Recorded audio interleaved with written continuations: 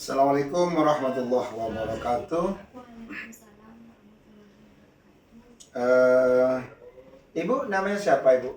Ibu Jamil, Ibu Jamila ya.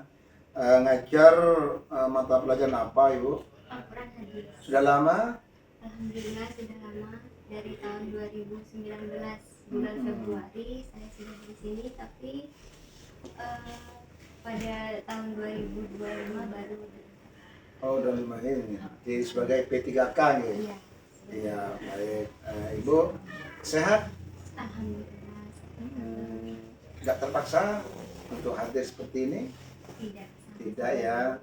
Maaf Ibu Jamila, saya mahasiswa S3 dari Universitas Kiai Abdul Halim Pacet Jokerto dalam rangka untuk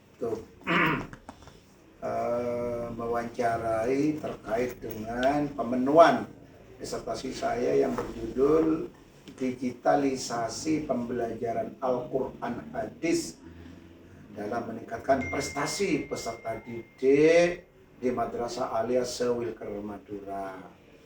Jadi kami meneliti itu untuk mencari jawaban-jawaban sesuai dengan kebutuhan. Mohon berkenan untuk menjawab Ibu Jamilah ya. Yang pertama berkaitan dengan perencanaan atau pengertian berkaitan dengan digitalisasi. Bagaimana cara menyusun RPP berkolaborasi digital dalam pembelajaran Al-Quran Hadis? Ibu yang pernah melakukan seperti apa Bu Jamila monggo? Karena ini sehubungan dengan pembelajaran berbasis digital ya Bang, yang sekarang menjadi primadona. Primadona Jadi ya. Bahasa menarik ini, primadona ya, tak catat ini. Saya sebagai guru itu memang tertantang untuk Gitu. merencanakan pembelajaran Al-Quran Hadis ini berbasis digital yang tentunya harus menarik Abah. Yang mana nantinya tahapannya itu yang pertama membuat RPP, yang mana di dalam RPP tersebut ada kegiatan pembelajarannya, ada pendahuluannya, terus ada kegiatan pembelajarannya, di mana kegiatan pembelajarannya di sini kita memakai platform yang kita tentukan untuk materi yang sesuai dengan materi. Mencocokkan materi dengan platform yang ada gitu ya. Iya. Ya. Terus ada lagi yang dipersiapkan di RPP? Setelah itu bukan sudah. Itu ya. Jadi yang disiapkan sudah rancangan pembelajaran, mulai dari awal sudah memasukkan model platform apa yang cocok dengan materinya gitu. Penyesuaian materi lah. Intinya ya. Benar begitu ya? Iya. Dan di akhir Abah ini kan ada asesmen formatif, yaitu saya memakai kuisis. Oh gitu, ada pendahuluan, ada pelaksanaan, ada asesmennya. Iya. Pakai kuisis gitu ya. Oke. Perangkat digital apa yang sering digunakan oleh peserta didik yang ikut?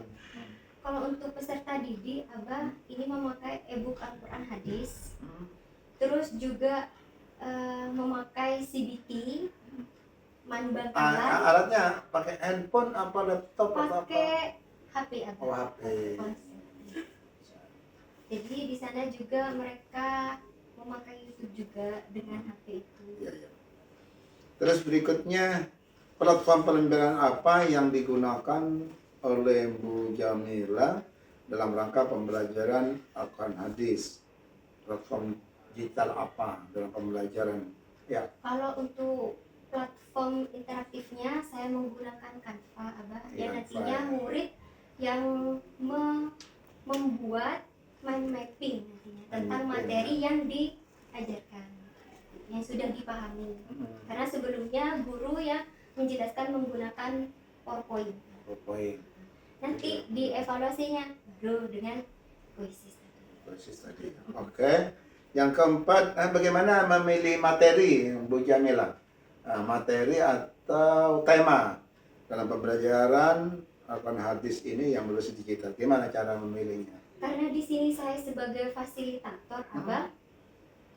Jadi yang pertama itu saya menentukan tujuan pembelajarannya secara CP kolaboratif. ya. Jadi anak-anak itu nanti kerja sama tim seperti itu, Abah. Oh. Terus yang kedua, saya memilih model pembelajaran PJBL, PJBL ya. Project Based Learning, Learning. karena nantinya anak-anak membuat mind mapping. Ya. Seperti itu, Abah. Terus yang ketiga, saya itu membuat struktur RPP-nya itu sesuai dengan yang tadi, Abah, yaitu Ya. ada pendahuluan yang berisi persepsi, kemudian ada kegiatan inti, yaitu penjelasan materi, pembagian kelompok untuk membuat proyek, dan setelah itu mempresentasikan hasil produknya. Dan yang Ya. terakhir, mengevaluasi dengan kuis untuk menguji pemahaman Baik. siswa. Itu memilih materinya. Menyesuaikan dengan model pembelajaran, Mbak, dengan karakteristik kemampuan peserta didik. Gimana cara menyesuaikan model pembelajaran? Menyesuaikan Ya. model pembelajarannya Ya. dengan melakukan pretest, Abah. Pretest, Sebelumnya itu melakukan pretest untuk mengetahui tingkat pemahaman siswa.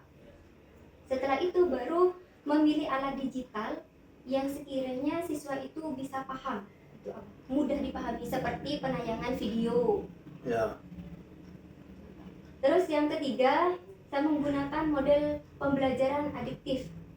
Jadi ada kalanya guru yang menjelaskan dan kemudian ada kemandirian siswa, yaitu kuis, dan yang terakhir kolaborasi, dan murid mahir nantinya membuat proyek tersebut. Setelah itu juga saya menggunakan pemanfaatan AI untuk mencari hadis yang sesuai dengan materi yang diajarkan. Terus juga saya murid ini bisa memilih untuk pengumpulan tugasnya itu menggunakan apa. Jadi yang suka berbicara dia bisa mengumpulkan dengan video. Kalau yang bisa menulis bisa dengan mind mapping. Baik, itu saya sudah cukup untuk pengantar pembelajaran. Sekarang di dalam kelas Bu Jamila, pelaksanaan digitalisasi pembelajaran hadis itu di kelas kayak apa? Untuk pelaksanaannya di sini, Abah, saya mengintegrasikan teknologi itu untuk meningkatkan interaksi dan pemahaman kontekstual.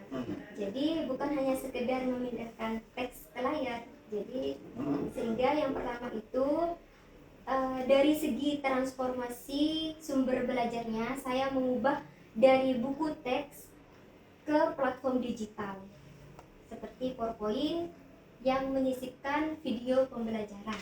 Ada videonya, dibentuk dalam video. Iya. Terus yang kedua ada media pembelajaran visual dan audio visual, yang mana saya menggunakan video animasi dan mind mapping yang dibuat di Canva.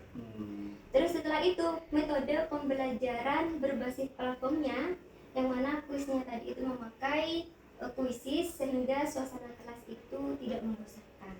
Dan terakhir, Abah, untuk digitalisasi evaluasinya ini memakai CBT. CBT ya? Ya, computer based test. Ya, baik. Bagaimana cara Bu Jamila memanfaatkan digital pembelajaran agar materi dapat dipahami dengan baik? Jadi saya di sini memvisualisasikan materi yang abstrak, Abah, seperti penggunaan simulasi dan animasi berupa video berdurasi pendek. Oh gitu. Dan mengubah poin-poin yang membosankan menjadi mind mapping yang berwarna. Saya juga memberikan e-book Al-Quran Hadis agar bisa dipelajari berkali-kali oleh murid. Artinya tidak cukup di dalam kelas ya, tapi mereka bisa dibawa keluar. E-book itu sudah sistem digital ya? Iya, sudah sistem digital. Jadi bagi yang lambat gitu, Abah, pemahamannya bisa dipelajari di rumah seperti itu, Abah. Dan selanjutnya saya mengubah evaluasi yang biasanya hanya tertulis, Abah, dengan kertas saya rubah ke puisis sehingga anak-anak itu lebih senang gitu. Iya. Itu caranya yang untuk memanfaatkannya lebih ya. Iya. Bagaimana keaktifan peserta didik nih di dalam pelaksanaan digitalisasi itu? Keaktifan peserta didik setelah sampaikan kayak tadi itu, kira-kira siswa itu ada punya kelebihan atau keaktifan yang lebih daripada biasanya gimana? Iya, Abah. Mempunyai kelebihan lebih aktif, Abah, dari yang sebelumnya. Seperti itu, Abah. Ini terbukti pada saat pembuatan mind mapping yang mana mereka itu pada saat itu berkolaborasi, berdiskusi untuk memuatkan apa yang mereka pahamkan ke dalam mind mapping tersebut. Gitu ya. Seperti itu. Baik. Sehingga untuk ininya Abah, untuk kuisnya tadi itu kan penggunaannya melalui kuis interaktif. Jadi mereka itu lebih semangat, lebih berlomba-lomba Abah, Ya, ya. untuk cepat, untuk memberi jawaban yang cepat dan tepat. Ya. Sekarang respon murid. Di samping respon guru sudah ada yang sudah menyiapkan, itu responnya sudah tinggi. Kemudian respon pada peserta didik setelah diajak untuk berdigital itu seperti apa? Responnya sangat antusias Abah. Sangat antusias. Karena dengan pembelajaran digital mereka itu merasa lebih mudah untuk memahami pelajaran dan juga tidak merasa bosan. Tidak bosan ya. Seperti itu Abah. Mereka itu dengan ayo ayo yang itu pakai yang itu ya. Iya, selalu ditagih Abah ketika masuk ya? kelas. Seperti itu Abah. Ayo Bu, kuisis. Ya, oke. Untuk pembelajaran dalam kelas itu sendiri juga digitalisasi pembelajaran Al-Quran hadis itu dapat membantu nggak pada proses pembelajaran peserta didik?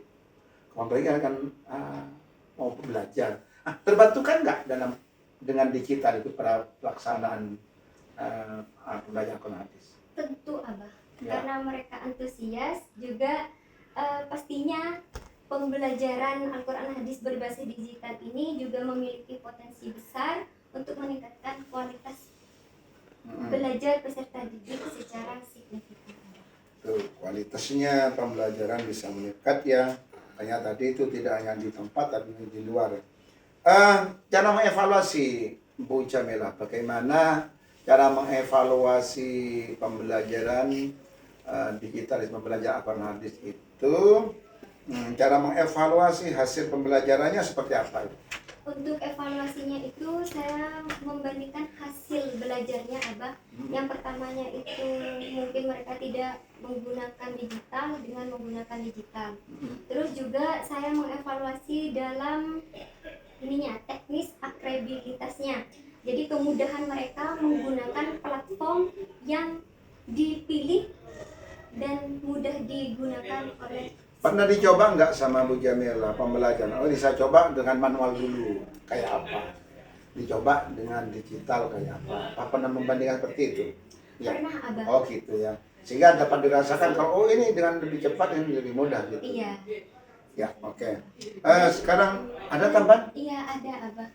Dan di sini juga saya mengevaluasi keaslian dan keamanan kontennya. Karena ini Al-Quran hadis Abah, jadi harus benar-benar dipastikan ini adalah Al-Quran yang sudah terverifikasi oleh agama gitu ya. Dan juga e-booknya Al-Quran hadis itu memang benar-benar yang diterbitkan oleh Kemenak. Apakah ada kekhawatiran? Keaslian yang dimaksud, apakah memang ada kekhawatiran ada pembuatan Al-Quran yang tidak terverifikasi? Memungkinkan ada? Memungkinkan Oh ada. iya betul, karena zamannya modern sekarang itu ya, tulisannya maka perlunya. Oke. Yang terakhir berkaitan dengan implementasi, media digital apa yang sering digunakan Bapak Ibu guna untuk pelaksanaan pembelajaran Al-Quran hadis? Ya. Media digital apa yang sering Bu Jamila gunakan?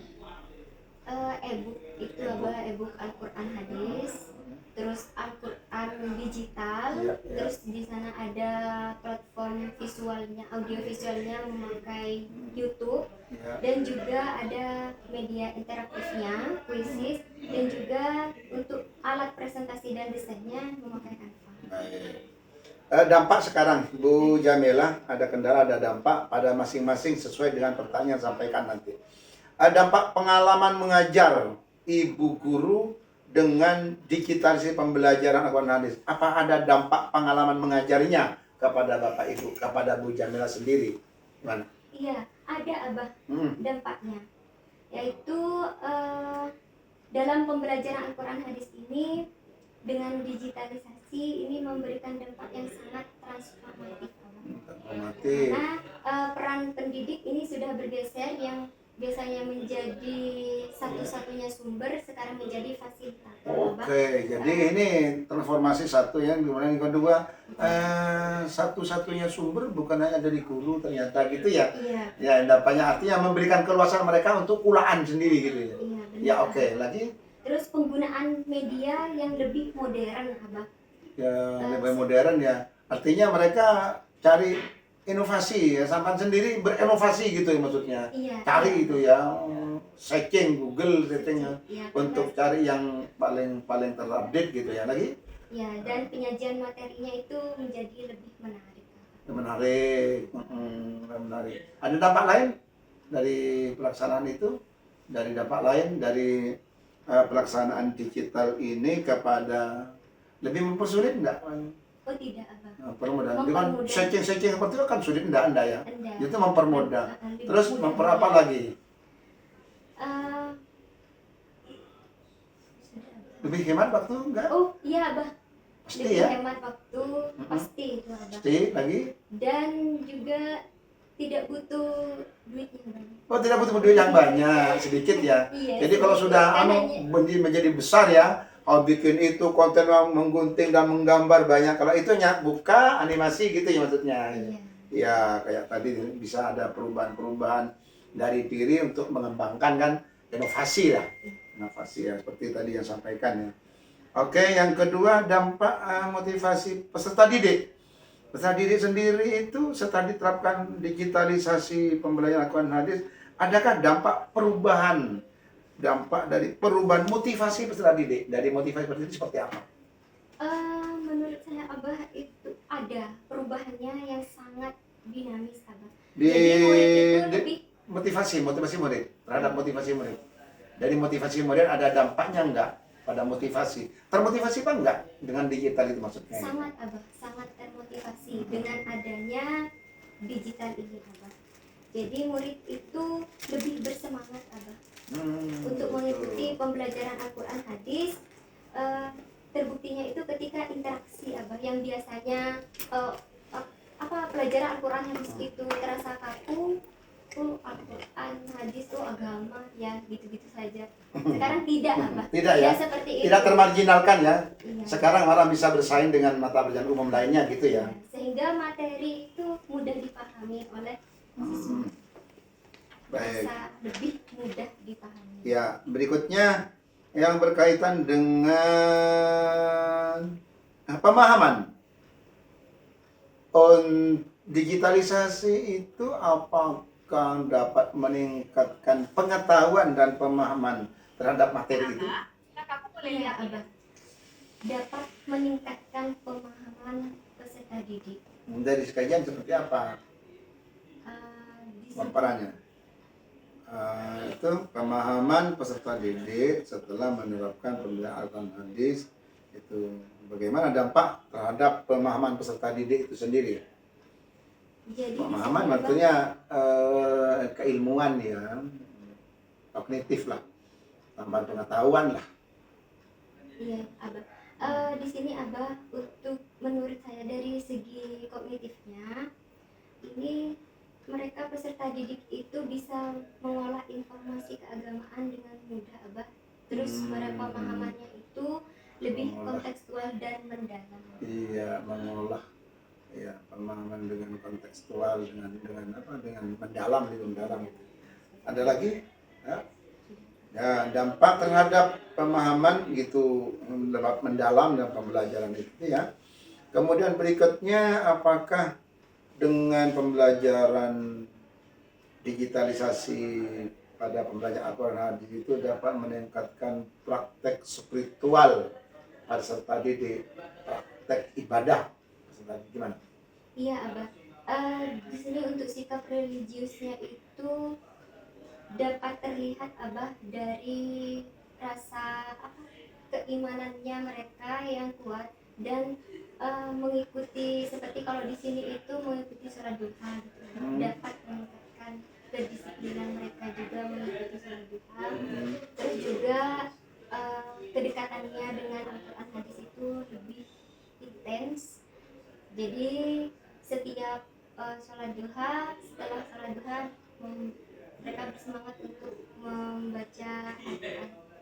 Itu ya, artinya baca Al-Quran itu merupakan bagian dari praktek peningkatan religiusitasnya gitu ya. Kendala apa yang terjadi, yang dihadapi dalam pembelajaran digitalisasi Al-Quran hadis? Untuk teknisnya di sini Abah, kendala teknisnya ini ada kesenjangan akses internet yang mana tidak semua murid itu memiliki koneksi internet yang stabil. Kadang mereka tidak punya paketan atau enggak paketannya mau habis. Untuk kendala non teknisnya di sini saat murid itu diminta membuka aplikasi Al-Quran atau Canva di ponsel, godaan untuk berpindah ke media sosial atau ke game, nah ini itu sangat besar Abah. Oh gitu. Jadi dua, ada teknis ada non teknis ya. Iya. Jadi ketika dia beralih maka kefokusan untuk belajar itu berkurang Abah. Itu. Solusinya apa nih itu?